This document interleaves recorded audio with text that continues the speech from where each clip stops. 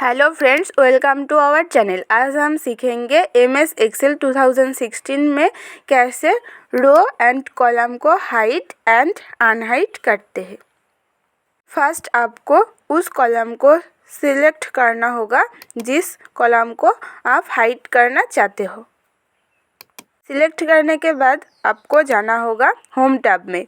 Home tab में जाने के बाद वहाँ से आपको मिलेगा cells group, then format. Format के क्लिक करने के बाद ही हाइड एंड अनहाइड ऑप्शन मिलेगा, वहाँ से हम हाइड कर देंगे।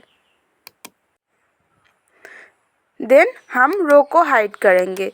सेम एज रो सिलेक्ट करना पड़ेगा, then home tab, cells group, format, row hide.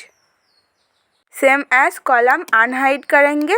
आपको उस एरिया को सिलेक्ट करना पड़ेगा जिस एरिया में हम कॉलम को हाइड करके रखा है। Then home tab, cells group, format, hide and unhide, वहाँ से unhide column. Same as row select करना पड़ेगा, then home tab, cells group, format, unhide रो।